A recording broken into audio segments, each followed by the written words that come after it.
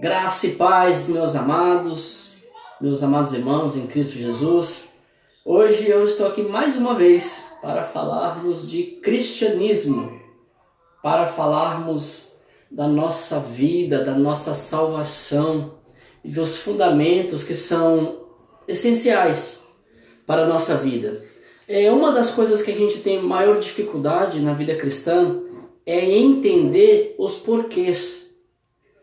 Okay? Então muitas vezes a gente vive a nossa vida dentro da igreja, na esfera, no ambiente, na comunidade, sem entender o que foi que Deus fez a nosso favor, a nosso respeito. E não compreender estas coisas faz com que a nossa vida ela seja uma vida infrutífera, que a nossa vida espiritual, embora possamos estar até salvos, porque a salvação ela é mediante a fé. Então, às vezes, por um simples desinformação, falta de se alimentar, falta de conhecimento espiritual, ou seja, falta de revelação da palavra, a gente passa uma vida de muito pesar na igreja, uma vida difícil. Então, a ideia hoje é fazer com que você entenda o que foi que Cristo fez por você. Por que nós devemos buscar entender o princípio da salvação? Sem você não entender esse princípio, a sua vida é uma vida de derrota, é uma vida de fracasso. Então, como que nós, como crentes, servos de Deus, vamos poder tomar posse das bênçãos e dizer, somos mais que vencedores em Cristo Jesus? Sendo que nós nem conhecemos de fato aquilo que professamos, a fé que declaramos. Então, para entender estas questões, é muito evidente e essencial que você saiba a questão da condição humana diante de Deus.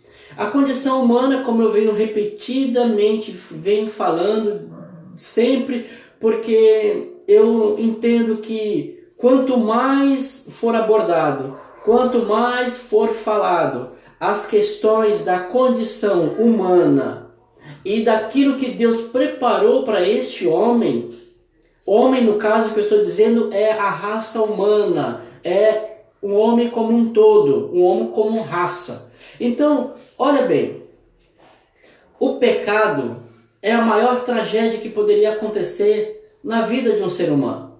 É o pecado. O pecado é o que nos separa de Deus. O pecado é o que destitui, afasta, deixa o homem longe da presença de Deus.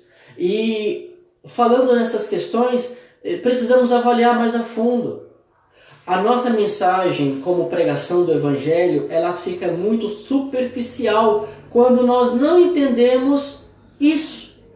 Afinal de contas, o que se trata a salvação? Somos salvos do quê? Para quê? É uma pergunta que eu faço frequentemente. O que Cristo fez por você? Onde está baseada a tua fé? Tu tem fé em quê? Às vezes as pessoas dizem assim, eu tenho fé em Deus, eu tenho fé, Jesus está no meu coração e tudo bem, e nós achamos que é só isso. Isso não é nada.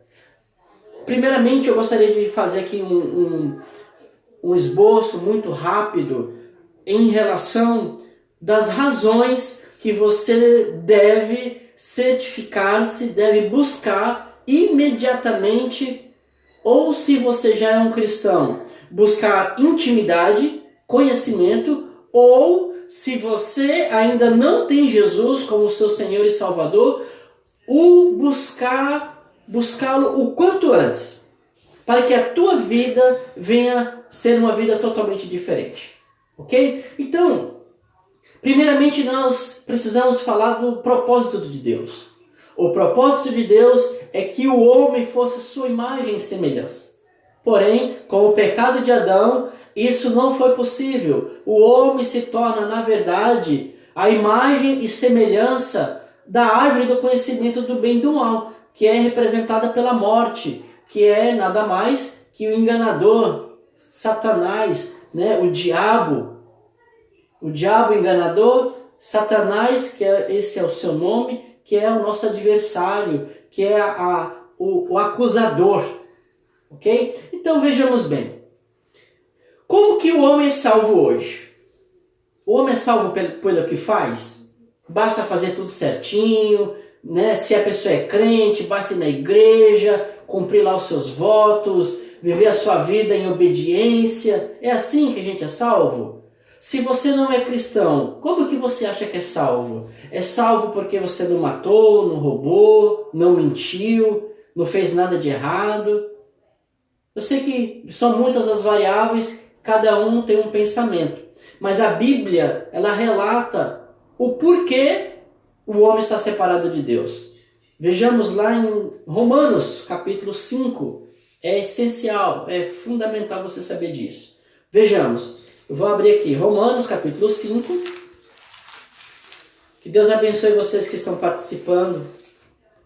Comunique outros também. Se você vê relevância neste estudo, nesse breve estudo que nós estamos fazendo, que vai edificar a sua vida, pode edificar a vida de outros também. Olha aqui, Romanos capítulo 5, verso 12. Portanto, assim como por um só homem entrou o pecado no mundo, e pelo pecado a morte, assim também a morte passou a todos os homens, porque todos pecaram. O que quer dizer a morte passou a todos os homens? Isso significa que todos os homens foram desligados da presença de Deus, foram separados, separados não é a melhor palavra, foram lançados fora da presença de Deus, estão destituídos, né? Estão fora da esfera espiritual. O homem, enquanto estava na esfera espiritual, ele tinha total intimidade com o Senhor, ele entendia os seus propósitos, ele não tinha dificuldade, ele não tinha doença, ele não sentia cansaço, o homem era pleno, tinha todo vigor. Porém, agora, uma vez separado de Deus, distante do Senhor, este homem carrega consigo uma maldição. A maldição do pecado, que faz com que agora este homem adoeça, com que este homem precise trabalhar, que este homem venha sofrer com a velhice, com a canseira, este homem ele venha sofrer com a morte física. Mas por que ocorre tudo isso? Ocorre tudo isso porque o homem está desligado de Deus, que é a vida, está desligado do projeto daquele que é o autor e consumador da nossa fé, que é Jesus. O propósito de Deus é que você faça parte da família dele, que você se encontre em Deus, vive em Deus e tenha vida e vida em abundância. Mas por que crentes não vivem uma vida de abundância? Por que crentes vivem uma vida de amargura, de tristeza, de rancor, de mágoa? Às vezes fazem muitas coisas na casa de Deus, batalham, são esforçados, mas nunca vê um dia alegre. Ou quando tem um momento alegre, é algo passageiro. Então, é algo que ainda não está encaixado, não compreende quais são os princípios elementares da nossa fé. Uma questão básica que todo crente precisa imediatamente saber, e eu estou dizendo isso, eu tenho me dedicado a falar dessas coisas já tem quase 10 anos. Há 10 anos que eu venho anunciando este evangelho que chama-se o Evangelho da Graça. O Evangelho que liberta, que transforma, que faz a pessoa ser uma outra pessoa. E esse Evangelho é a boa nova do nosso Senhor. É a oportunidade de você abandonar tudo aquilo que te faz dano, que te escraviza, que te separa de Deus, para colocar você de volta no lugar de origem. Isso é extraordinário. Então, a primeira coisa que a gente deve entender como cristão: o porquê somos salvos e como somos salvos. E para falar disso, o porquê que nós precisamos de salvação está evidenciada por causa do nosso pecado. O nosso pecado é o pecado de Adão. A Bíblia diz aqui em Romanos 5, 5:18, diz assim: Pois, assim como por uma só ofensa veio juízo sobre todos os homens para condenação, assim também, por um só ato de justiça veio a graça sobre todos os homens para a justificação que dá vida. O que ocorreu? Quando Adão peca, Adão ele desobedece a Deus e se rebela contra Deus. Primeiramente, ele coloca culpa em Deus pelo fato de ter comido o fruto que não era para comer, porque ele diz assim: Adão, você comeste do fruto? Deus fala para ele: você comeste do fruto que eu disse para não comer? E Adão fala: Senhor, foi a mulher que tu me deu. Ela me deu do fruto e eu comi. Ele coloca a culpa diretamente em Deus, atribuindo o seu fracasso à mulher que Deus tinha dado para ele. Então, o homem quebra uma lei, quebra a lei da obediência. Todas as coisas, em todos os cantos, tudo que Deus criou é exigido obediência. Todas as coisas estão sustentadas pela sua autoridade, pela força do seu poder. E a autoridade de Deus não é a autoridade de um ser autoritário, autoritarista, que manda e faz ponto e não quer nem saber. Não, tudo tem um porquê, tudo tem uma razão. E a razão que nós temos que obedecer a Deus é porque é o melhor para nós. Simples assim. Por que devo obedecer a Deus? Porque é o melhor para mim. É o melhor para mim. Deus não precisa de mim. Deus não precisa de você. Mas Ele, de bom grado, pelo seu amor incondicional que nos amou, Ele se propôs a nos resgatar de uma condição de condenação eterna. Aquele que está ainda vivendo a sua vida de qualquer maneira e ainda não vive um cristianismo genuíno, vive à base de ir para a igreja, hoje eu vou, amanhã eu não vou, hoje eu vou fazer isso aqui, é só um pecadinho, não tem problema não. Está totalmente em condenação. Então, a Deus, eu vou explicar aqui o processo que Deus veio utilizando desde a fundação do mundo para que a salvação pudesse chegar até você hoje. Para que você pudesse entender e venha compreender por meio de revelação qual é o plano de Deus para você. Talvez você tenha aí pensado que Deus é um ser mau, cruel, que Deus é um Deus injusto, Por que as pessoas pegam doença? Estamos aí numa época de pandemia. Por que as pessoas adoecem? Por que as pessoas morrem? Por que os nossos entes queridos, que nós amamos tanto, que para nós é tão bonzinho, eles morrem, enquanto os bandidos, muitas vezes que a gente quer que eles morram, eles não morrem, Então, ficam essas questões. Será que Deus é bom? Será que Deus é justo? Será que Deus me ama de verdade, como Ele diz que ama? Mas se você não aprende isto, como você vai viver uma vida de liberdade? Então vejamos. Primeiramente, como eu mencionei, o homem peca.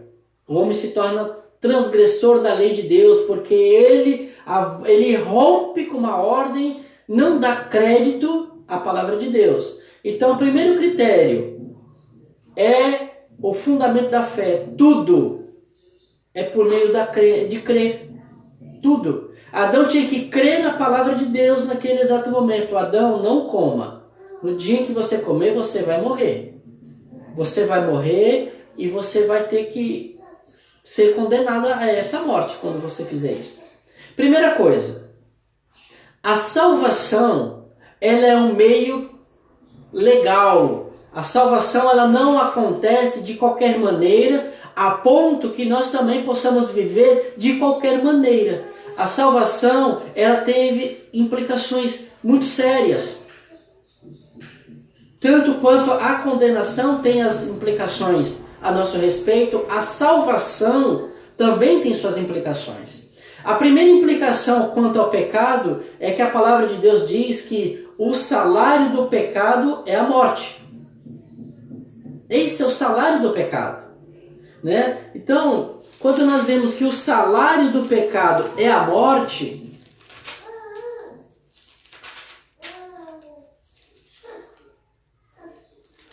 o salário do pecado é a morte. Deixa eu ver se eu pego aqui para vocês.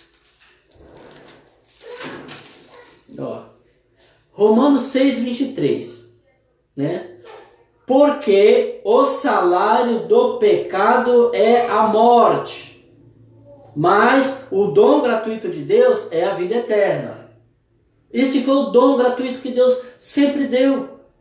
Deu a Adão, Adão rejeitou quando ele desobedece, come da árvore que o Senhor disse para não comer. Isso estava relatado lá em Gênesis, capítulo 2 e 3, sobre a criação do homem e a queda do homem. Portanto, o homem em pecado, Deus há uma necessidade de tirá-lo do jardim. E Deus fala assim, olha, não é bom que ele esteja no jardim, porque se estiver aqui ele vai comer da árvore da vida. E será um pecador eterno para sempre. Né? Então o que aconteceu? Deus expulsa o homem do jardim. Porém agora o homem está sem lei. Uma vez que a lei foi quebrada no Éden, agora ele vive independentemente de Deus. Ele vive só para ele. A árvore do conhecimento do bem e do mal nada mais é do que o desejo do homem de querer viver independentemente, querendo assim ser igual a Deus. Porque o único ser que vive totalmente dependente de si mesmo é Deus. Deus é autossuficiente. Deus não precisa de nada. Nós precisamos de muita coisa. Ele não precisa de nada. Ele é autossuficiente. Então, na esfera da existência de todas as coisas, somente um é dependente de si mesmo. É autossuficiente. Ele não depende de ninguém. Porém, nós dependemos. Todas as outras coisas dependem de Deus. O sol, para estar sustentado onde ele está hoje, ele precisa de Deus. A terra, para estar firmada onde ela se encontra hoje, ela precisa de Deus. Deus estabeleceu as leis para que isso acontecesse e tudo está conforme o seu plano. A única coisa que não está de acordo com o plano original de Deus é o homem no pecado. O homem é uma aberração, se podemos dizer assim, quanto todo o projeto universal de Deus. Porque Deus criou o homem para ser um ser de relacionamento, um ser relacionável, quando ele diz, façamos o homem à nossa imagem e semelhança. Deus dá a este homem domínio, poder, autoridade. O homem rejeita isso para querer algo maior, ser independente de Deus. Então, como o homem sai da terra, ele sai sem lei. O homem agora vai viver sua vida tendo que viver debaixo da maldição. A terra foi amaldiçoada. O homem, como um todo, foi amaldiçoado com o trabalho pesado, tem que suar para ganhar o pão. A mulher com as dores de parto e outras coisas mais. Então, a vida do homem ficou uma vida penosa, muito difícil. Porém, Deus ama este homem. Ok? Como Deus ama este homem e o salário do pecado é a morte, é evidente que, no final das contas, o homem vai pagar a conta como? Morrendo. Só paga a conta, só satisfaz a justiça de Deus com o pecado, a morte. Lá também em Levítico, Deus fala assim que a alma que pecar, essa morrerá diante da lei. Então, o povo vive sem lei, pecando. Porém, Deus mantém relacionamento com ele, mas sob um plano. Deus não se relaciona com as pessoas no pecado. Deus se relaciona com as pessoas por meio de Cristo. Então, mesmo desde Adão até o último homem que vai existir na vida, todos eles ou terão seus relacionamentos baseados em Adão, ou terá o seu relacionamento baseado em Cristo. Todos aqueles que se salvaram lá atrás foram salvos em Cristo, mesmo que Cristo ainda não tivesse sido revelado a eles. Então como que Deus faz? Deus chega para Abraão, né, depois que tem ali o dilúvio, depois que tem a Torre de Babel, depois que tem todo um processo em que o homem vai revelando a sua perversidade, a sua maldade, e esse homem precisa de julgamento. Porém, eles viviam por si só. Poucos homens tiveram um coração propenso a buscar ao Senhor, buscar a Deus. Então, Deus faz uma aliança com Abraão. E aqui começa o plano da salvação. A ter forma, a ganhar vida por meio de Abraão. Lá em Gênesis capítulo 13, 14, 15, onde Deus começa a tratar com Abraão e lhe fazer uma promessa. Eu estou correndo aqui para chegar lá onde nós temos que trabalhar. Então o que aconteceu? Deus precisa julgar o mundo. Como que Deus julga o mundo? Por meio da lei. É por meio da lei que nós somos julgados diante dos homens também. Né? Se não tem lei, não tem transgressão. Então a gente não pode ser punido. Mesmo sendo errados. Merecendo punição, mesmo assim, se não há uma regra, se não há lei, se não há algo que determine que X coisa, se fizermos errado, receberemos X punição, então, cada um por si. Era isso que o povo vivia sem lei. Por isso que Paulo, lá em Gálatas, diz que a lei ela precisou ser adicionada.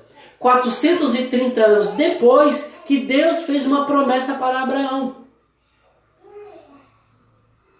Porque a salvação, ela tem um meio. A salvação ela não é pela obra humana, não é pela sua bondade, não é pelo seu mérito, não é pela sua capacidade de acertar ou de errar. Porém, Deus precisa de um parâmetro legal em que a salvação ocorra de maneira real,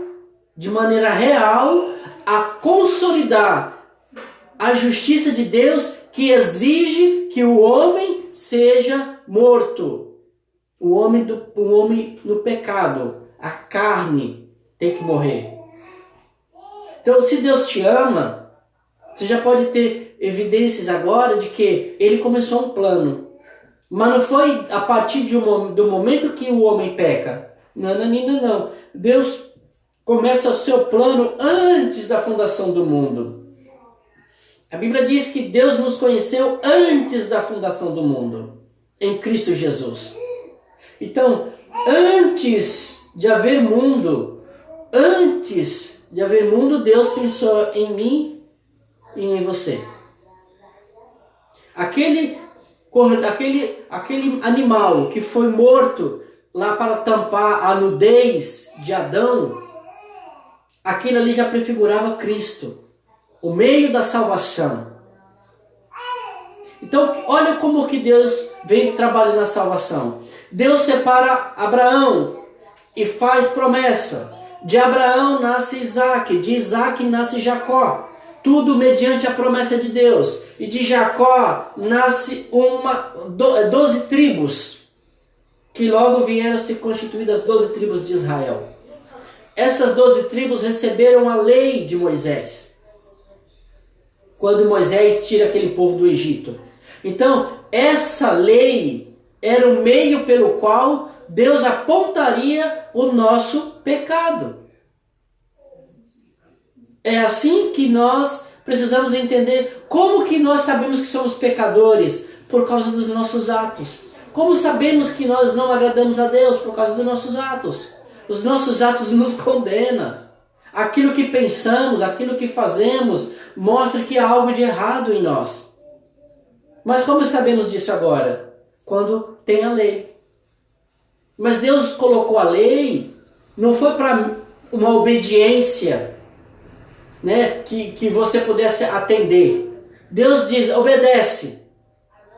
Mas muito mais pela presunção do homem dizer que é capaz de obediência, do que por uma real capacidade dele. Então, olha o que acontece. Deus tira o povo do Egito.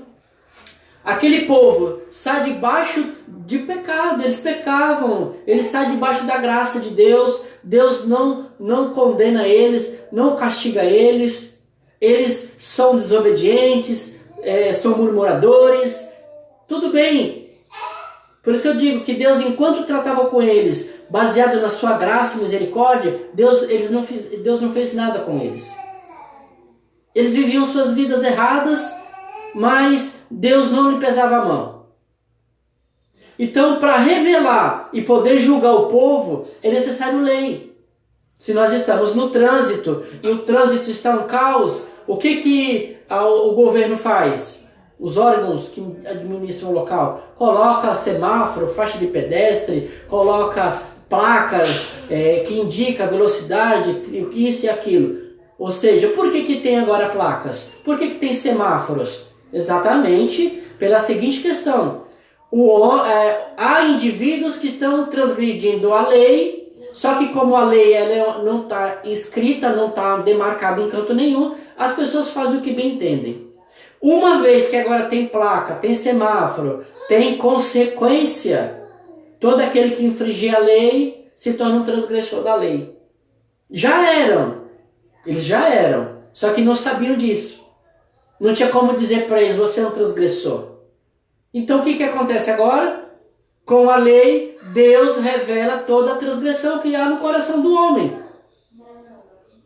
Toda a audácia, toda a penitência, toda a perspicácia, toda a maldade, crueldade, toda a astúcia sendo revelada de que está dentro do homem. Olha o que Paulo fala aqui, em Romanos 5.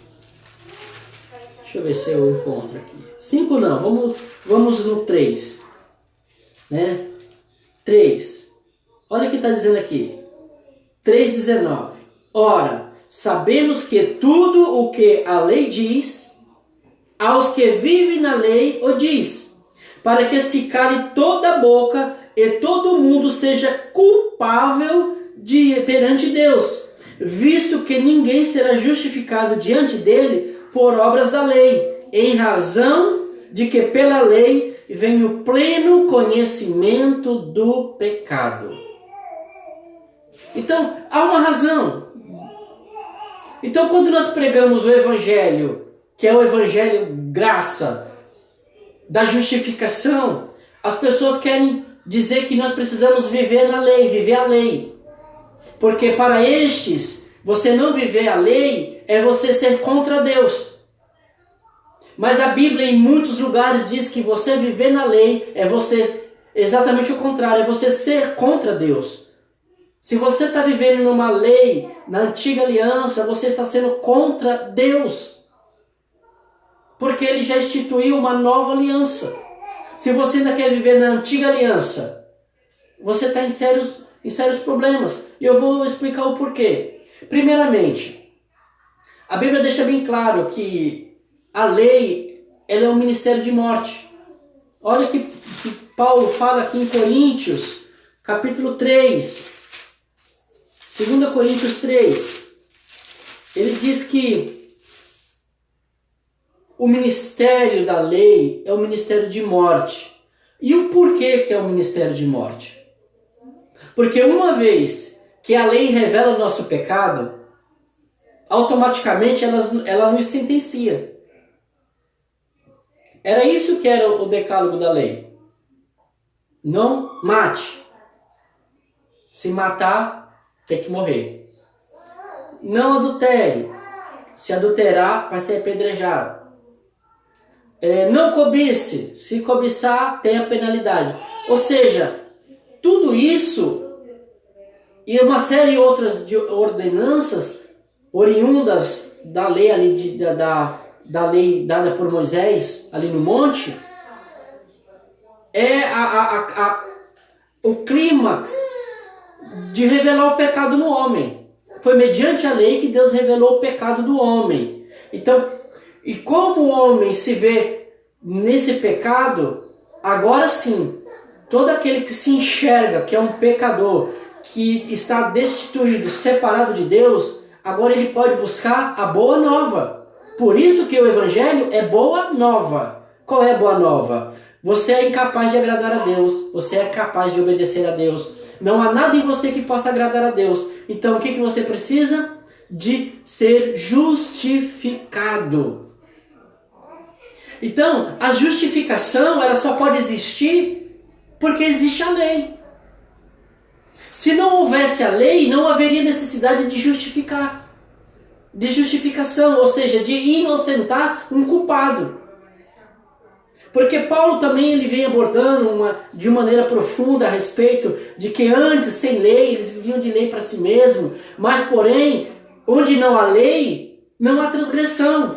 Então não pode haver julgamento. Do outro lado, agora também é verdadeiro. Uma vez que nós morremos a lei morreu para nós não fazemos parte mais dessa velha aliança, onde também não há lei, também não há transgressão. Observe bem. A questão é transgressão. A questão entre Deus e o homem é que o homem transgrediu a sua lei no Éden. Por consequentemente, hoje nós cometemos os pecados, erramos, fazemos coisas que desonram, mas não é este o foco de Deus. Fazer você hoje parar de pecar. Porque é impossível. Nessa natureza, neste corpo, é impossível. Como que Deus trata isso? Morrendo, fazendo com que você morra na cruz. Te matando. Não me leva mal, tá? No bom sentido aqui da explicação. Como que ele mata o homem? Colocando o homem na cruz. Mas louvado seja Deus que ele não colocou nem eu nem você para receber o juízo. Ele coloca um homem, Cristo, a nossa semelhança de carne, aquele que não tinha pecado. Ele vai para a cruz para morrer em nosso lugar. Porém, se ele apenas morresse, também a sua morte não teria sentido. Nós seguiríamos da mesma maneira, pecadores. Então o que é a grande troca da cruz? É que você precisa morrer também, na cruz. Porque se você não morrer na cruz, vai morrer no inferno. Ou seja, vai ser separado de Deus para sempre. Para sempre. Condenação é isso. A morte é isso. É ser desligado para sempre de Deus. É ser separado para sempre. Hoje, nosso estado humano, ele ainda é parcial, ele não é total. Há como voltar. Há como você ser resgatado. Basta crer. Agora, crer em quem? Em Cristo. Que Ele é o nosso substituto. Ele que veio pagar um débito que nós não tínhamos como pagar. E como que Ele faz isso? Como que Deus vai pagar uma conta se você não se acha devedor? Para você se achar devedor, Ele teve que mostrar a lei, Ele teve que expor aquele povo no deserto, deixar ele lá, humilhar, provar, para que aquele povo pudesse saber e enxergar onde estava o coração deles. Como eles tiveram seus corações permanentemente endurecidos contra a palavra de Deus, Cristo veio e eles não creram. Observe aqui que o grande problema que o homem encontra é não crer na palavra de Deus. Não é se ele vai pecar ou não vai pecar, se ele vai errar ou não vai errar. O critério nunca foi esse. O critério é, o homem está morto, está condenado. Mesmo que ele não saiba disso, mas ele já está condenado. Porém, quando ele ouve a mensagem e ele compreende que é um pecador, que está separado de Deus, que está condenado, ele começa a querer buscar Deus, o socorro. E agora o socorro faz sentido para ele, porque agora ele se vê condenado. Porque diante da lei, todos são condenados.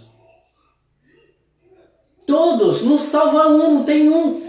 Diante da lei não tem um justo, não há um justo sequer. Não há ninguém que faça o bem, não há um que busque a Deus. É o que está aqui em Romanos também. Então, se Deus só se relaciona com o justo, obviamente que Deus só se relaciona com o seu filho. Agora, Deus também deseja que você faça parte dele, de Cristo, que nós e Cristo sejamos um por meio do corpo. Então, como que Cristo faz? A morte de Cristo, ela evidencia o nosso estado de condenação. Aquilo que nós fazemos de errado. A morte trata com os nossos pecados, o sangue, desde lá dos sacrifícios, trata com os pecados. Não pode jamais libertar o homem do pecado. Por isso que era ano após ano, tendo que fazer sacrifício de expiação pelos pecados. O que acontece? Jamais poderiam salvar-se. Ok? Então como que nós vamos aprender agora? Deus coloca a lei na sua vida. Você tenta obedecer de todas as maneiras. Você faz voto, você faz compromisso, você promete que não vai pecar mais, você promete que agora você vai andar direitinho, vai andar na linha, e você, mais cedo ou mais tarde, vai ver que você está totalmente derrotado. Porque você vence um pecado, você se vê no emaranhado de tantos outros. Você vence uma batalha aqui, tem que vencer outra ali. Você vence um negócio aqui, tem que vencer outra ali. É uma vida de angústia. Quando está na caminhada, vem os pensamentos diabólicos. Eu vou chutar o pau da barraca, eu não aguento mais, eu não quero saber mais dessa vida de crente, eu não quero saber disso. Por quê? Porque ainda não se viu, né, como um condenado que não merece coisa nenhuma a não ser morte. A partir disso, quando a gente entende que merece morrer e que não há nada que nós possamos fazer para agradar a Deus, então nós começamos a pensar na possibilidade de aceitar um resgate. Isso é salvação. Todos estão no inferno. Mas a mensagem do Evangelho tem poder de romper as portas do inferno e resgatar aquele que crê. Não é aquele que acerta.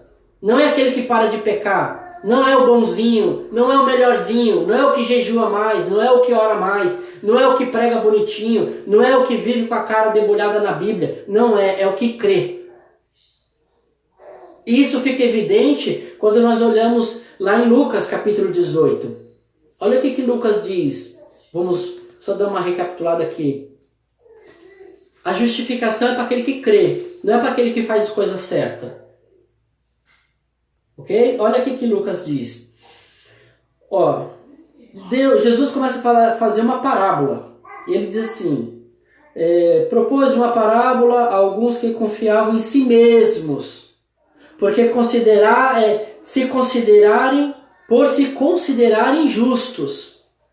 E desprezavam os outros.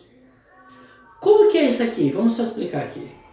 O que é se considerar justo? É se considerar certo. Diante da lei, era uma questão de justiça. Você tinha que andar muito certo, muito direito, para poder ter bênçãos da parte do Senhor. Então, a lei, ela exigia que o homem praticasse justiça. Essa era a exigência. Porém, o homem no pecado, ele jamais poderia praticar justiça.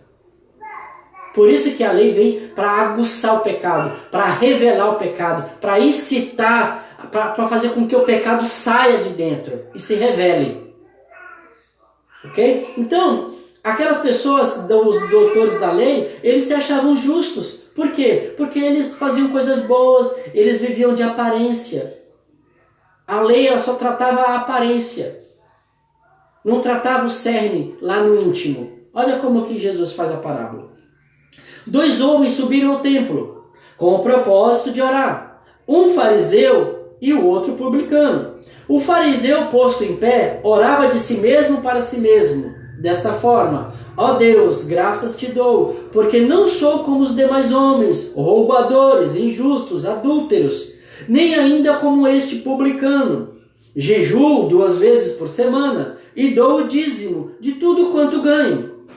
O publicano, estando em pé, longe, não ousava nem ainda levantar os olhos ao céu, mas batia no peito, dizendo: ó Deus, se propício a mim, pecador. Digo-vos, aí Jesus continua, digo-vos, pois que este desceu justificado para sua casa, e não aquele, porque todo que se exalta será humilhado, mas aquele que se humilha será exaltado. Como que dá o processo da nossa humilhação? Quando reconhecemos, sou um pecador. Ponto. Se você crê que Jesus veio resgatar o pecador e você se enquadra nessa condição, bingo, é para você. Jesus veio morrer pelo pecador, pelo errado, pelo injusto, pelo que não serve, pelo aquele que não é nada. Porque aquele que acha que faz alguma coisa, ele está desqualificado. É o caso desses aqui. Olha só, o fariseu. A gente pensa que fariseu, né, é a coisa mais terrível do mundo. Mas fariseu eram homens moralmente, né, de um padrão elevado. Davam seus dízimos, jejuavam muito, jejuavam além da conta. O povo de Israel jejuava uma vez por ano, eles jejuavam 2 vezes por semana. Nossa, eu faço muito, eu jejuo muito. Eu oro muito também. Só que eu oro tanto que as pessoas têm que ver eu orando. Se ninguém vê orando, eu fico inquieto. Eu tenho que mostrar os calos no joelho, porque se não ver, eles não vão acreditar que eu sou um homem de oração. Porém, o pobre do homem, publicano, pecador, ele apenas batia no peito e dizia, ó Senhor, se propício a mim, que sou um pecador. Essa é a chave da vitória de todo aquele que crê. É apenas crer. Apenas crer. Eu não estou aqui dizendo que você vai viver no pecado. Mas estou dizendo que a sua vida vai ser transformada. Porque foi assim que Deus estabeleceu. Quando nós morremos na cruz com Cristo e Ele ressuscita, ressuscitamos com Ele um novo homem. Deus se relaciona com um novo homem justificado, a qual agora Ele chama de justo. E o justo viverá pela fé, não viverá pelas obras. Porém, todo aquele que vive pela fé praticará as boas obras. Também não significa que vai acertar tudo.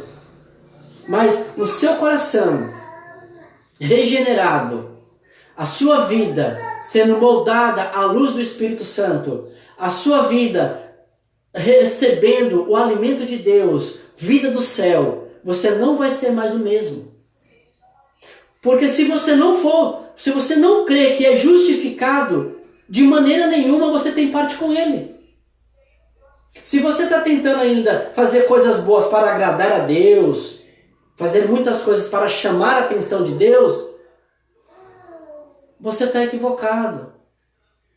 Então como que você agrada a Deus? Crendo no Senhor Jesus, que Ele é sua justiça. O que a lei produz? A lei exige que você faça a obra.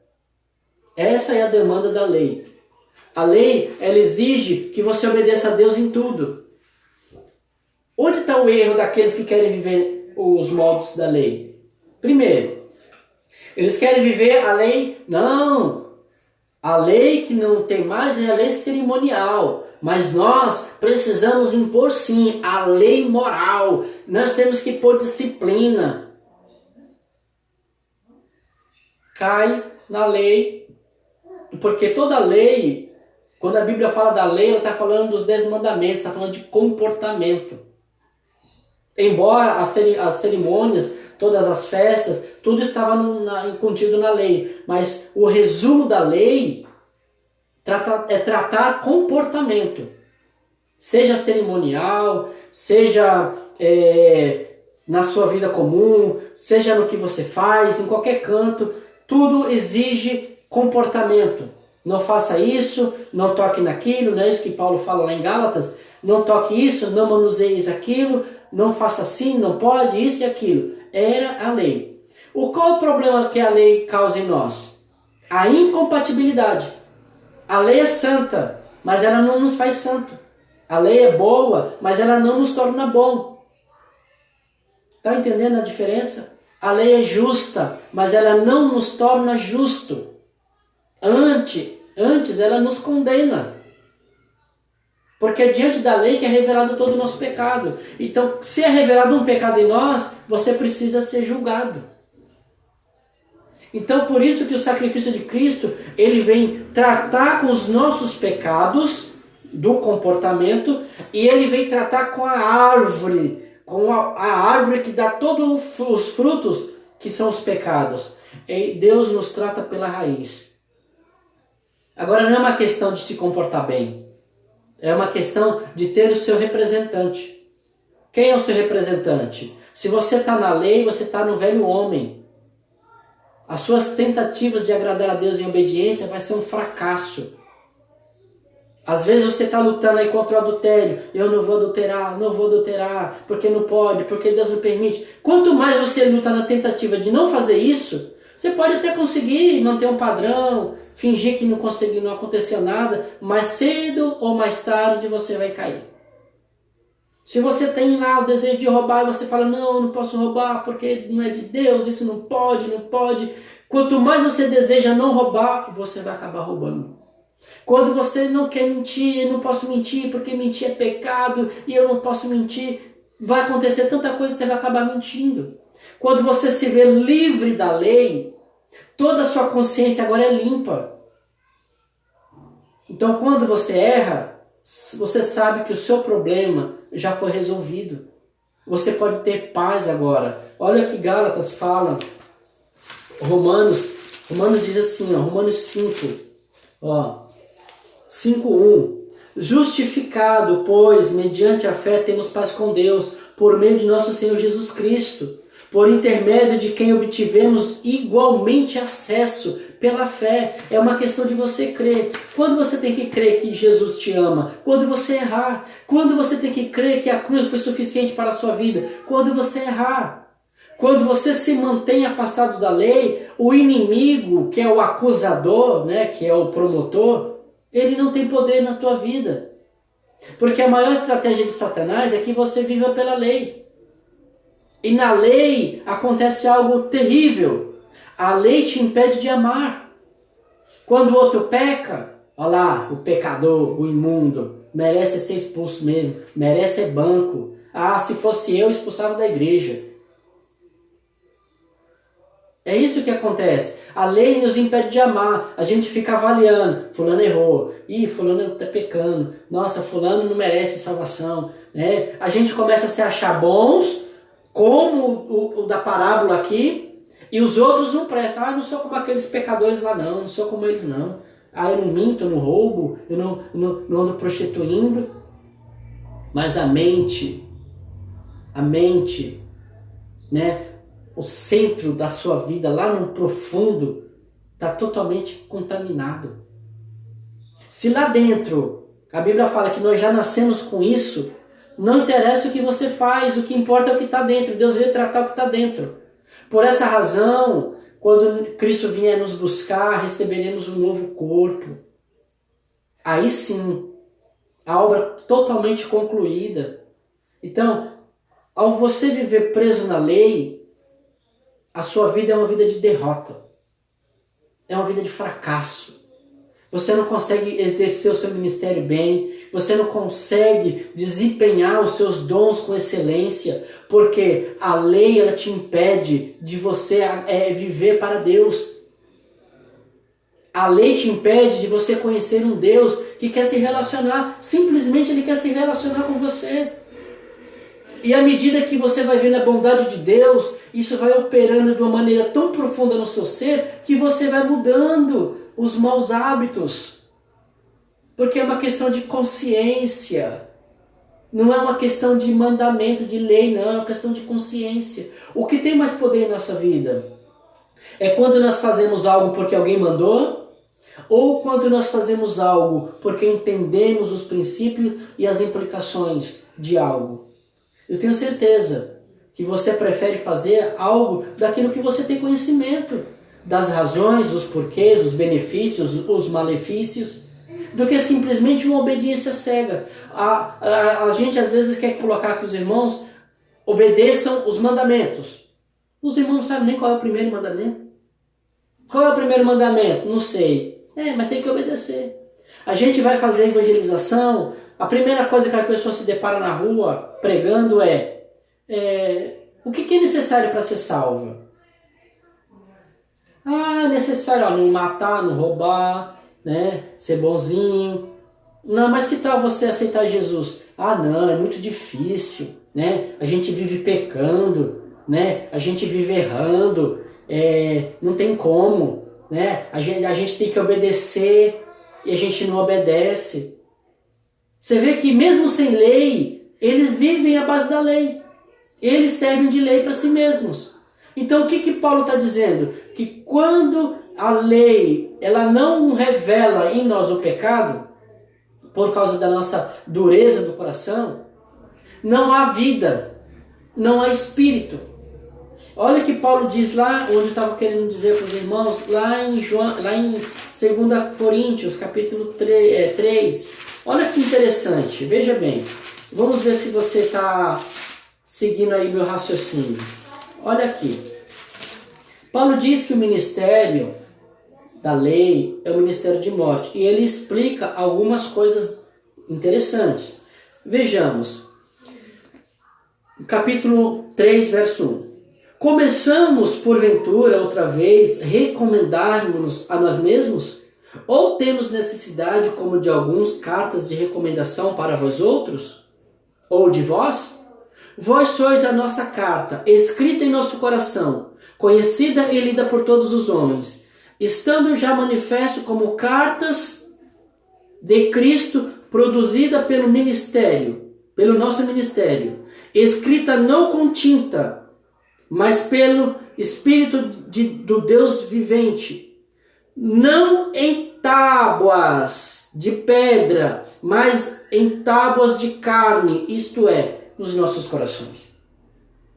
Quando ele está falando das tábuas, ele está falando de qual lei então? Se você tem um hábito de estudar, você vai perceber que as únicas leis que foram escritas em tábuas de pedra foi os 10 mandamentos. Então ele está falando de que ele está falando? De comportamento. Jesus nunca obrigou seus discípulos a ter bom comportamento. Mas antes ele chega assim: vem, segue-me, e eu farei você pescador de homem. Simples assim. Chama um por um. Cada um abandona o que está fazendo e vai seguir Jesus. Simples. Eles não estavam errados, eles não tinham pecados? Tinham. Mas Deus tem o seu próprio jeito de tratar. E a Bíblia fala lá em Romanos capítulo 1 que é a bondade de Deus que nos conduz ao arrependimento. É a bondade, não é a severidade da lei, não é o peso, não é o jugo que leva você à obediência, ao arrependimento. É a bondade. Porque a lei ela suscita a ira de Deus e suscita em nós o medo, o pavor. Quem quer se relacionar com Deus baseado na lei, a gente está sempre com medo. Está sempre com medo de Deus nos castigar, sempre com medo de ter feito alguma coisa de errado, Deus não ter se agradado, e por essa razão, chumbo do grosso vai vir. Se você não deu dízimo, o devorador vai devorar as suas coisas. Se você não está vivendo na casa de Deus, Deus vai lhe castigar, Deus vai fazer isso, Deus vai fazer aquilo. É tanta coisa que Deus vai fazer, que se o coitado é novo convertido, ele fala assim: bom, neste caso, eu vou voltar para o mundo. Porque se aqui é desse jeito, eu prefiro voltar para o mundo. Então, a graça de Deus, ela é dom, ela não é mérito, é dom. As obras, mediante a lei, elas têm galardão. Se você obedecer, você recebe. Se você não obedecer, você também não recebe. É mediante aquilo que fazemos. Era a nossa justiça. Porém, a nossa justiça, ela não produz nada. A nossa justiça é trapo de imundície. Os nossos feitos, os nossos comportamentos são totalmente reprováveis diante de Deus. Nada se salva. Infelizmente, é real. Então, qual é a tua esperança? É você estar em Cristo. é você estar nele, ter morrido na cruz com ele e ter ressuscitado com ele. E se considerar agora morto. Olha o que Paulo fala aqui. Vamos voltar lá, senão eu não vou conseguir falar aqui. Ó, em tábuas de carne, né? Em tábuas de pedra. Mas Cristo, Deus, escreveu agora em nossos corações, nas nossas tábuas do coração, no coração de carne. E por intermédio de Cristo que temos tal confiança em Deus. E é por intermédio de Cristo que temos tal confiança em Deus. Não é baseado no que eu fiz antes de estar aqui nessa live, não é o que eu fiz ontem, não é o que eu fiz quando eu acordei, não é o que eu fiz durante o meu dia. A minha confiança está em Cristo Jesus. Esta é a minha confiança e esta deve ser a sua confiança. Vejamos mais. Não por nós mesmos. Não que por nós mesmos sejamos capazes de pensar alguma coisa, como se partisse de nós. Pelo contrário, a nossa suficiência vem de Deus, o qual nos habilitou, para sermos ministros de uma nova aliança, não da letra, mas do Espírito, porque a letra mata, mas o Espírito vivifica. O que quer dizer a letra? A letra mata. O que estava escrito nas tábuas da lei de pedra?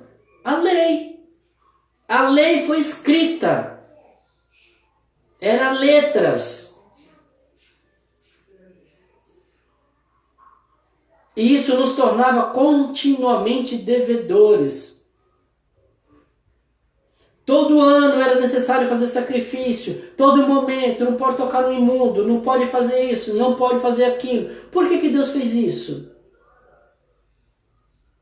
Para que o pecado fosse revelado. É da mesma maneira que a gente trata com os nossos filhos. Você que tem filho, ou você que é filho. O filho, ele vive na ignorância. Ele não quer ouvir o pai. Então o pai começa a pôr leis na vida dele. Não pode isso. Se fizer isso, vai ficar de castigo. Se você obedecer, eu te dou. Se você não obedecer, eu não te dou. E a criança, o filho, começa a se ver em agonia porque ele não consegue obedecer. Não põe o dedo na tomada. A pessoa coça, olha para um lado, olha para o outro, vai lá e toca. E esses dias eu estava vendo um vídeo de uma irmã nossa que colocou lá o vídeo e colocou um docinho lá e botou a criança na frente do doce. Isso você já deve ter visto na internet, teve vários episódios. Coloca lá e fala assim, olha, não mexe, eu vou bem ali. A criança olha, ela olha, dá um sorrisinho amarelo, vê se não vem ninguém, põe o dedinho ali, quando pensa que nem está comendo. Isso é lei. Quando a pessoa fala não pode, se fizer vai acontecer isso, é lei. Da mesma maneira é lei. Você colocar no seu coração e falar assim, todo dia de manhã cedo, 6 horas eu vou ler a Bíblia, eu vou orar. Todo dia. Sem quebrar um dia. Você quebrou, você já pôs a lei, você não vai romper, você não vai conseguir. Uma hora você vai dar dor de barriga, uma hora você vai estar com dor de cabeça, uma hora o sono vai te pegar, uma outra hora você vai esquecer. Sabe, são muitas as questões. Por isso que Deus não trata com a gente.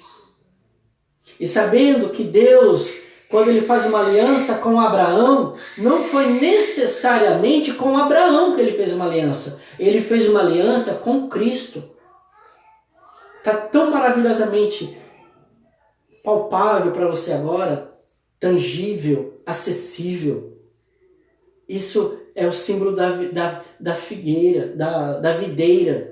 A videira tem os seus ramos baixos, você pode ter acesso. Então, Deus faz uma aliança com Ele mesmo, lá com Abraão. Se você quiser entender o que está escrito lá, Gênesis capítulo 15. Deus manda ele montar um rito para fazer a cerimônia. E no seguinte, ele dorme, manda cortar os pedaços dos animais, separar, fazer um caminho, colocar pedaços de um lado e de outro, fazer uma trilha, e ele fica lá esperando, ele começa a enxotar os abutres, as aves do céu que queria comer as carnes, ele acaba adormecendo, e quando ele dorme, a Bíblia diz que passou entre os pedaços, entre aquele que seria a assinatura, né, da aliança, diz que passou um fogareiro e um braseiro. 2 elementos passaram por aquele lugar, mas Abraão não passou. Então, embora simbolicamente tenha sido com Abraão, verdadeiramente foi com ele mesmo. Não é que a Bíblia fala que ele reconciliou o mundo consigo mesmo. Voltando aqui. O Espírito vivifica porque quando você está fora da demanda da lei, você é livre. E a Bíblia fala no mesmo capítulo, né, que aonde é o Espírito, há liberdade. Uma outra coisa é que a lei, ela não tem a ação do Espírito Santo continuamente nos indivíduos. Na lei não tem. Então, hoje nós somos justificados, Deus nos tornou inocente por meio do sacrifício de nosso Senhor Jesus, o qual ele morreu e ressuscitou. Nós agora somos justos, não por mérito, somos justos por atribuição. Ele atribuiu justiça em nós. Quando você começar a viver isso, pedir revelação para o Senhor, pedir para que Ele te mostre as grandezas e as profundezas deste mistério, porque a Bíblia fala que se está oculto, é para aqueles que estão se perdendo que está oculto. Mas aqueles que têm buscado tem sido revelado. A sua vida vai mudar. Não vai ser mais uma vida de peso, de condenação, de julgo, de acusação, ficar avaliando os irmãos.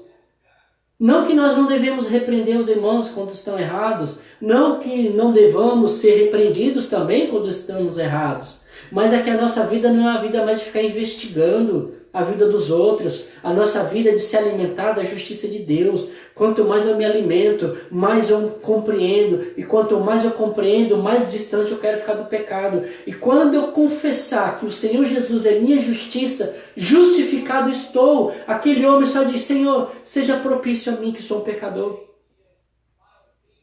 Ele só confessou que era um pecador. Porém, Deus não se relaciona com pecadores. Ele foi justificado, foi inocentado. Agora houve um relacionamento que foi religado. Agora aquele homem começava a fazer parte, né, da vida de Deus. Nessa figura da parábola é eu e você, quando confessamos que somos pecadores. Porém, isso é muito humilde.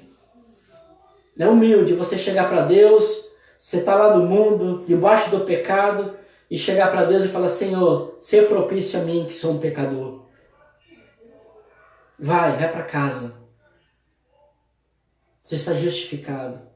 Porém agora é humilde dizer que você é justo, porque Deus te justificou. Não depende do que você faz, não depende se você teve maus pensamentos, se você desejou matar o vizinho, se você desejou fazer isso ou aquilo, se você mentiu. Não.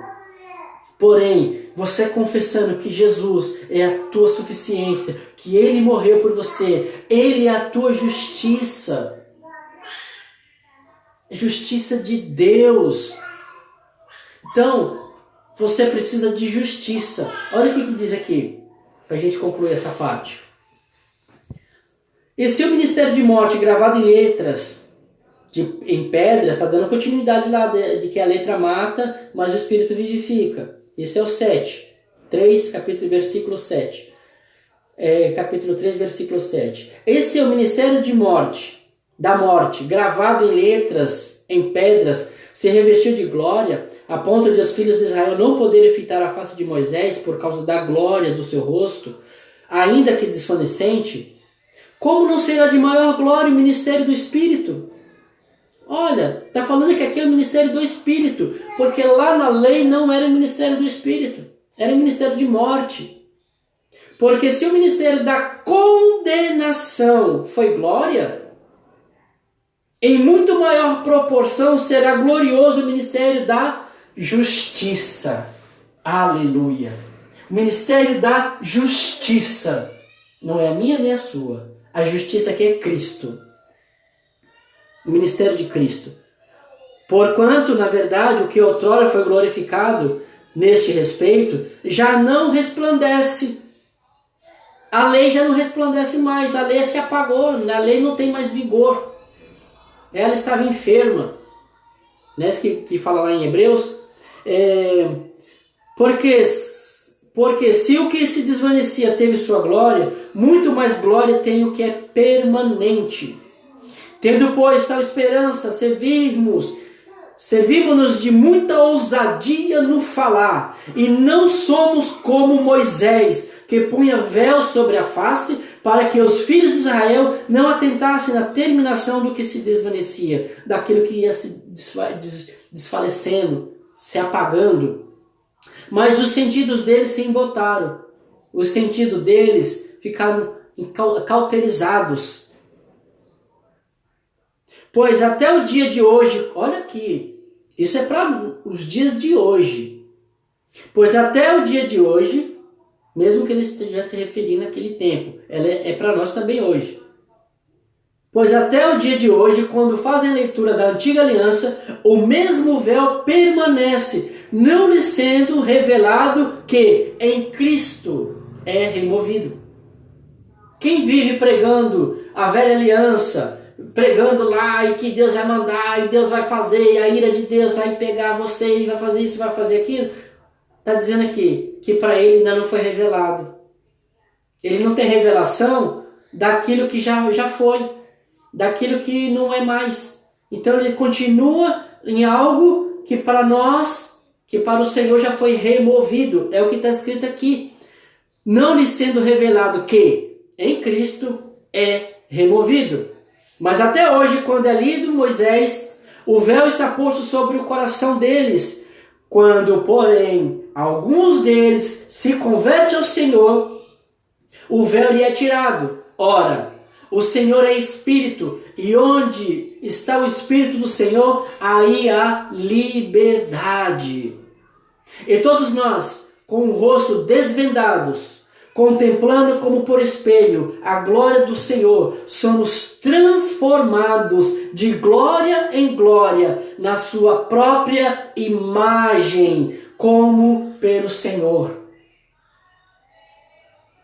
o Espírito. Olha que coisa interessante. Quanto mais você vai vivendo a vida de Deus, mais você vai sendo parecido com Cristo. Quanto mais você vive a vida de Cristo, mais você se parece com Ele. Onde está a razão de você viver no pecado agora? Se Ele morreu para te livrar do pecado. Então, é aqui que é o segredo. Você precisa ser justificado da lei. Não é a lei que nos condena?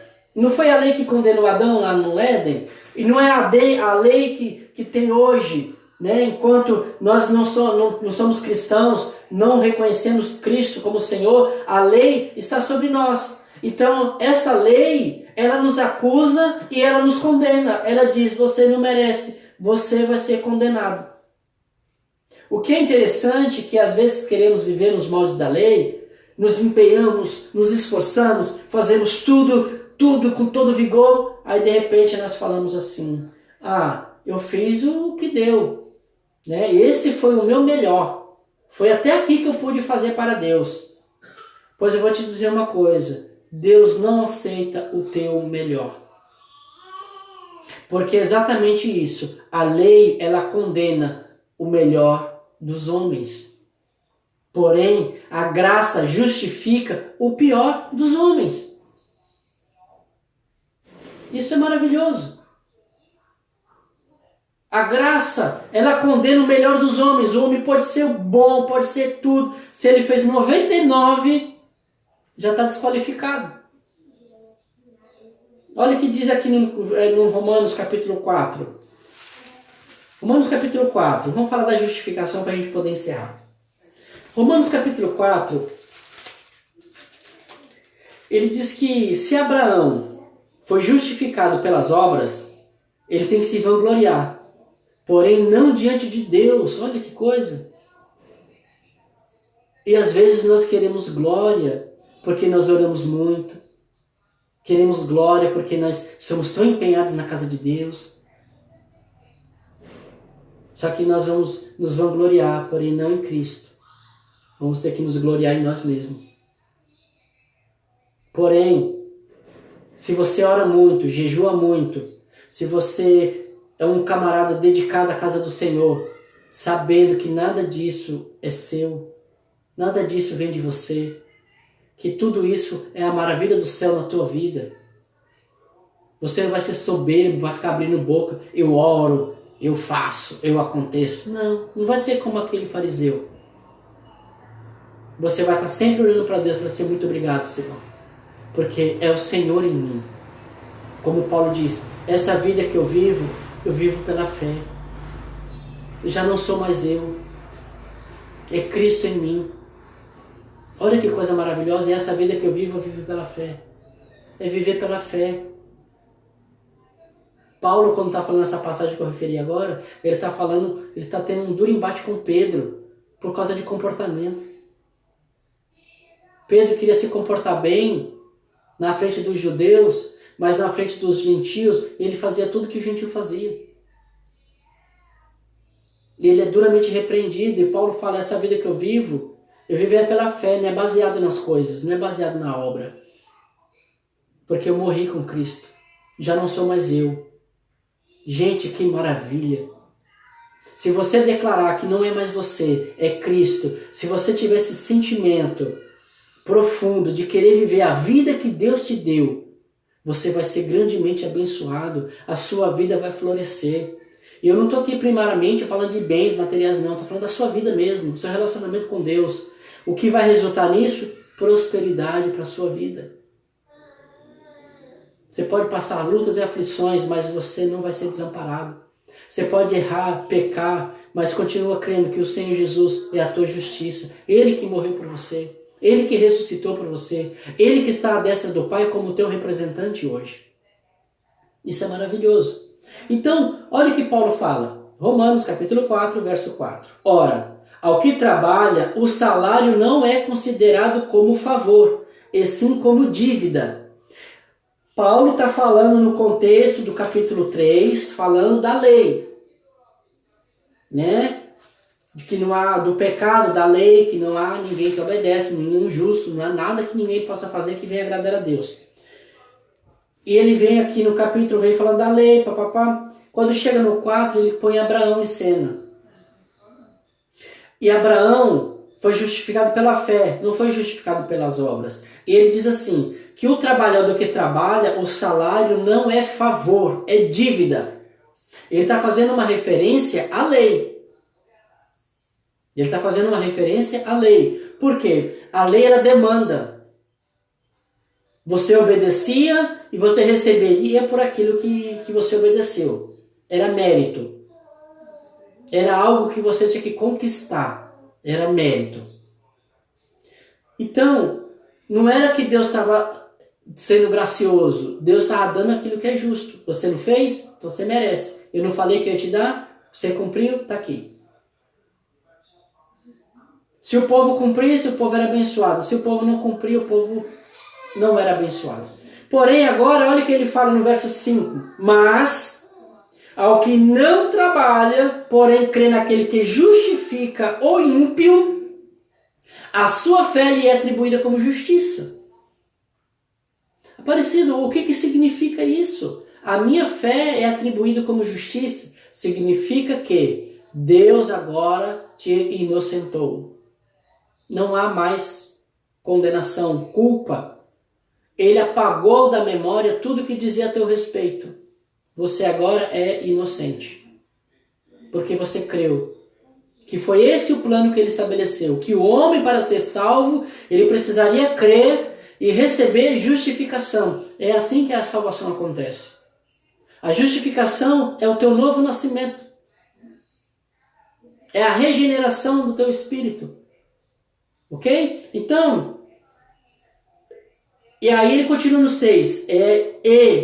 É assim também que Davi declara: ser bem-aventurado o homem a quem Deus atribui justiça, independentemente das obras. Continua mais, no 7. Bem-aventurado aqueles cujas iniquidades são perdoadas e cujos pecados são cobertos. Continua mais. Bem-aventurado o homem a quem o Senhor jamais imputará o pecado. Aleluia.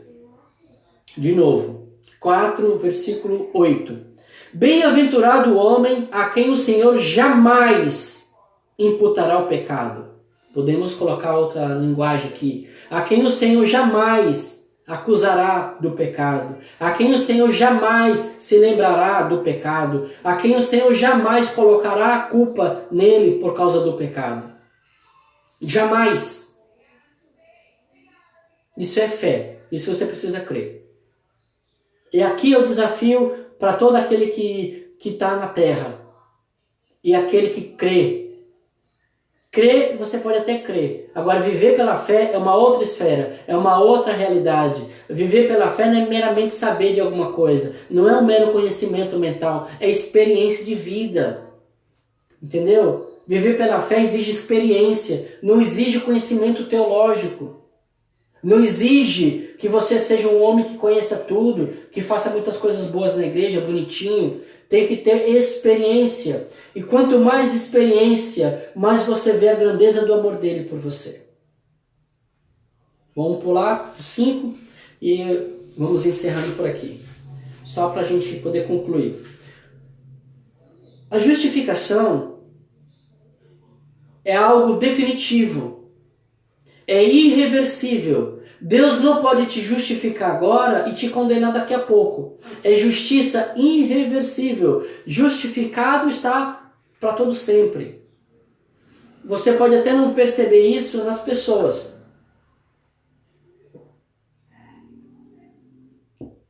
Porque muitas vezes não estão dando frutos, muitas vezes as suas vidas não condiz com aquilo que professam, mas isso não cabe a nós julgar. O que nos importa é pregar o que está escrito, é pregar a revelação que Deus nos deixou, para que isso possa produzir a vida nesses que falta frutificação. Ok? Então vejamos. Olha o que Paulo está dizendo aqui. Vamos lá. Verso 15. Todavia, o dom não é assim. Todavia, não é assim o dom gratuito, como a ofensa. Porque se pela ofensa de um só morreram muitos, muito mais a graça de Deus e o dom pela graça de um só homem. Repetindo. Se pela ofensa de um só homem morreram muitos, muito mais a graça de Deus e o dom pela graça de um só homem. Ou seja, se pelo pecado de Adão morreu a humanidade, pela obediência de um só também, poderia vir a vida para todo aquele que crê. O dom, entretanto, não é como no caso em que somente um pecou, porque o julgamento derivou de uma só ofensa para a condenação, mas a graça transcorre de muitas ofensas. A graça transcorre de muitos pecados. A graça transcorre de muita desobediência. Ok? De muitas ofensas. Para a justificação. Só pode ser justificado aquele que admite que peca, que erra, que é falho, que não tem como se livrar disso. E uma vez você isento, a lei, te julga e te condena em Cristo. Porém, o único que ressuscita é aquele que não tem pecado. O seu velho homem, o meu velho homem, fica na cruz. Nascemos novas criaturas. Se pela ofensa de um e por meio de um só reinou a morte, muito mais os que recebem a abundância da graça e o dom da justiça reinarão em vida por meio de um só, a saber, Jesus Cristo. Oh, Deus maravilhoso. Glória a Deus. Aleluia. Pois assim como por uma só ofensa veio juízo sobre todos os homens para a condenação, assim também por um só ato de justiça veio a graça sobre todos os homens para a justificação que dá vida. A graça veio para poder te dar justificação. Aleluia. Vamos nos mexer, vamos pregar esse evangelho, compartilha, ajuda esse irmão aqui que está pregando a transmitir essa palavra. Seja um cooperador na obra de Deus, não seja orgulhoso, abandone a sua justiça, abandone esse eu sei mais que o outro. Aqui não é uma questão quem sabe mais não, uma questão é de quem creu. A questão é você creu? Você está vivendo pela fé? A tua fé está firmada em quê? Em obras? Ou as tuas obras é o fruto da tua fé? Porque agora para nós as obras elas são um fruto. Ela não é um ato primário, é fruto. Amém? Glória a Deus. Que maravilha. Olha aqui, vou falar de justos. Porque como pela desobediência de um só homem, muitos se tornaram pecadores, assim também, por meio da obediência de um só. Não está dizendo aqui por meio da obediência do Aparecido, por meio da obediência do A e do B. Está falando da obediência de um só. Muitos se tornarão justos. Aí ele continua. Sobreveio a lei para que avultasse a ofensa. O que é isso? Para que o pecado saltasse, ele fosse revelado. Então o que acontece? É a mesma coisa, você joga algo que vai fazer com que a lei é aquela coisa que vai fazer o pecado se mexer e sair fora. Sair fora como? Em atos pecaminosos, você vai ver que você é um pecador. Ok? Porém, olha o que diz aqui, mas onde abundou o pecado, superabundou a graça, a fim de que, como pelo pecado reinou pela morte, assim também reinasse a graça pela justiça para a vida eterna, mediante a tua obediência? Não, mediante nosso Senhor Jesus Cristo. Glória a Deus. Tudo que você fizer foi Jesus. Você se dedicou em oração, o Senhor Jesus. Ele que tem que ter o crédito. Você agora está salvo, o mérito é dele. Há alguma bondade em você? Não. Porém, então, Aparecido, como é que fica essa justificação? Somos justos, vamos viver agora nossa vidinha, pecando, porque agora somos justos? De maneira nenhuma. Oh, glória a Deus. Olha aqui, continua no verso agora no capítulo 6. O que diremos, pois? Permaneceremos no pecado para que seja a graça mais abundante? Então quer dizer que eu tenho a graça, agora eu vou ver no pecado para que a graça abunde mais? De maneira nenhuma. Como viveremos ainda no pecado, nós, os que para ele morremos? Como? Amém?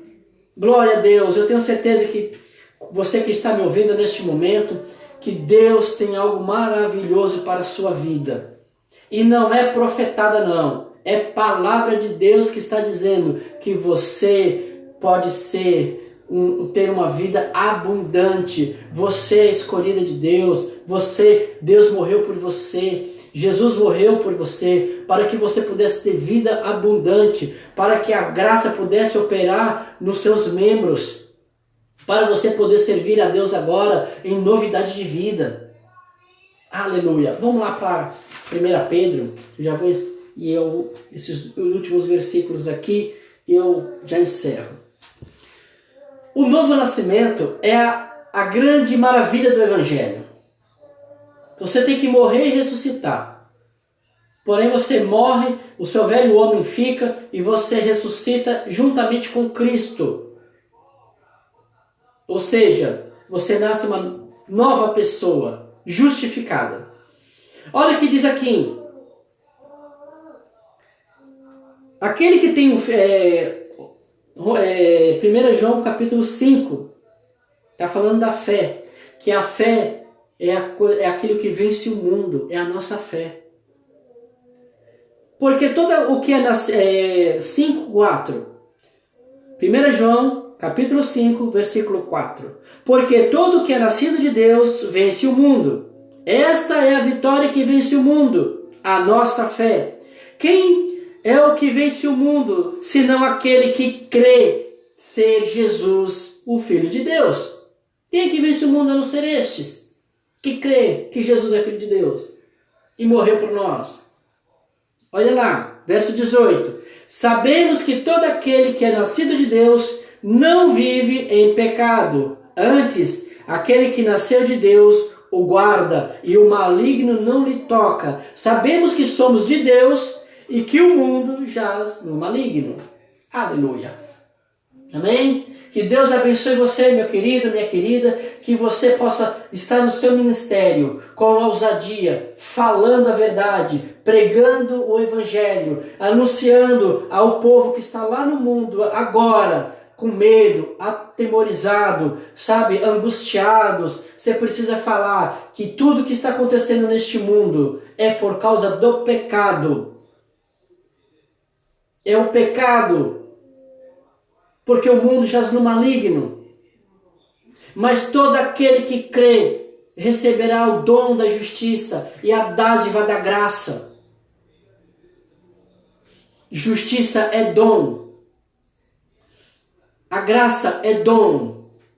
É irreversível. Aleluia. Que Deus abençoe sua vida, meu amado, minha amada. Compartilha, nos ajuda aí, transmita essa palavra. Se você tiver alguma dúvida, pode escrever aí que depois eu respondo, ok? Se você deseja ser abençoado, peça que Deus te abençoe, te dando a revelação dessa palavra. É o que eu desejo, em nome de Jesus. Amém? Até a próxima. Fique com Deus. Amém.